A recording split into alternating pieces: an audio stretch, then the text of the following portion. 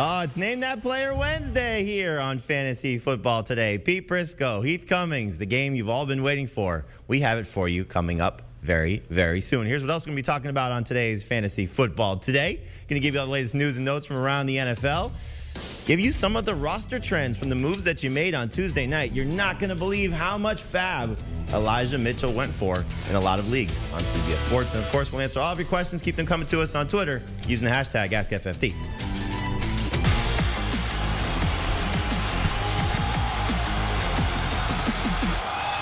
Welcome to the show. I'm Jamie Eisenberg. That's Heath Cummings. That's Pete Prisco. We got a fun show planned for you today, a little earlier than usual because of our soccer coverage here on CBS Sports HQ, but still all the same great fantasy football information to help you dominate your league. Let's get to the latest news and notes from around the NFL. And we've been talking about this story for the last several days, guys, that Raheem Mostert has been placed on IR, but not just for 8 weeks, now out for the season, going to have season-ending knee surgery. So they bring in Kerryon Johnson to the practice squad. Elijah Mitchell was the star in week 1 against Detroit. Trey Sermon was inactive. So, Pete, I know you've been on the phone. You've been working the lines, talking to the people that you know in San Francisco. What have you heard about the 49ers backfield? Well, what I've heard is that whoever it is never, ever wants to be the start of the week. That much I know because I got that call. Please tell Jamie Eisenberg to stay away from my players.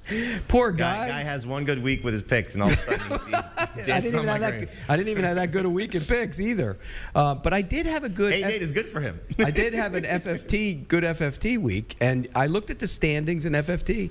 All the professional fantasy guys, you, him, Dave, Azer, all with losers in that league. Listen, I have to tell you, you're gonna call us all the professional fantasy guys on our show on Sunday. You answered more fantasy questions than any of us. So you, my friend, are a fantasy guy. I'm a football guy. Yeah, Mostert. Look, it's sad what happened to the guy because he is in the contract year. He was not that he was going to get a mega deal or anything like that, but it's sad to see. So where do they go? Look, Trey Sermon, whatever happened, wasn't active, and you heard all during the preseason that they liked him. So I would imagine that they go back to Trey Sermon. And Elijah Mitchell will spot in. They'll probably split the carries. All right, so if they go, I mean, Sermon's going to be active. It has to be. It'd be a shock if he's inactive. He must have done something wrong or he's hurt. Something's going on if he doesn't play this week against the Eagles, Heath. But Elijah Mitchell was the star. JaMychal Hasty also had a touchdown in that game, but didn't play very much. I doubt they're going to elevate Kerryon Johnson, so we're probably going to see Mitchell, Hasty, and Sermon. You're setting your roster this week. Who are you starting if you have all three? As of right now, with no further information, I'm starting Elijah Mitchell, and I'm starting with relative confidence as a number 2 running back, ahead of like Tyson Williams, guys like that. But I don't listen. It wouldn't be that surprising if Trey Sermon ends up getting the most touches. But I think all the information we have right now is that Elijah Mitchell is their favorite guy. It's hard to fail as a running back in this system. They do such a good job scheming things up and blocking for them. Just about everybody, Jeff Wilson, Matt Breida, Raheem Mostert, anybody they've given 10 or 15 touches has been good. I just assume as long as they're doing that with Mitchell, he'll be good. All high draft picks, too. I mean, it makes sense to use your draft picks on running backs. This guy got him off the scrap heap.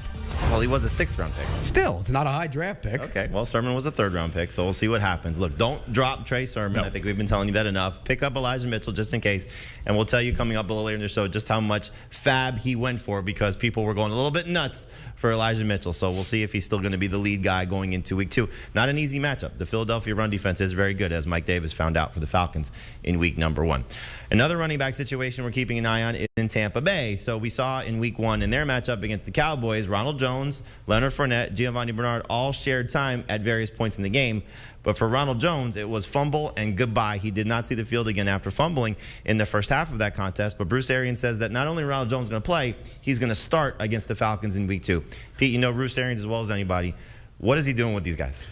Well, when I was there, everybody, including guys on the staff, thought it would be Ronald Jones as the lead back, Bernard as the 3rd down back, and Fournette the closer late in the game when you have a lead. And it didn't play out that way. The fumble didn't help, but I think this is the ideal scenario for them, so I think they're working their way back to getting there. And Ronald Jones should be the lead back. He's the guy. Now, you got to hold on to the football. He fumbles one more time, he's going to go really sit down. But I think he will get more and more carries as this thing plays out because he makes people miss. Leonard Fournette makes nobody miss. So you have to put him into the lineup. He made a lot of people miss in the playoffs last year. Well, if you go back and look at it, he really didn't. Even the one long run against Green Bay, he bounced into his guards behind and then happened to pop it wide right. He didn't make anybody miss. Who do you hate more, Gardner Minshew or Leonard Fournette? Well, I mean, you are what you are. This still tells us absolutely nothing. Ronald Jones started 13 games last year. In 5 of those games, he had 10 carries or fewer. In 5 of those games, he had 17 carries or more. We have no idea within a given game, regardless of who starts, who's going to get the most touches for Tampa Bay. I think I hope people don't have all 3 of these guys on their team.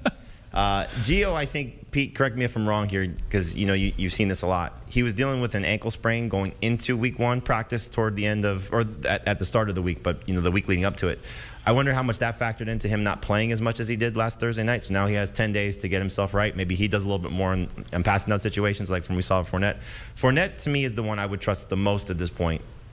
But I have no faith in any of them, just knowing that it's going to be a rotation. Yeah, see, I'm the other way. I think when you're going to trust Ronald Jones more than the other 2. When Bruce comes out and says something like that, that tells you where he's leaning. He's come out 6 different times and said Ronald Jones.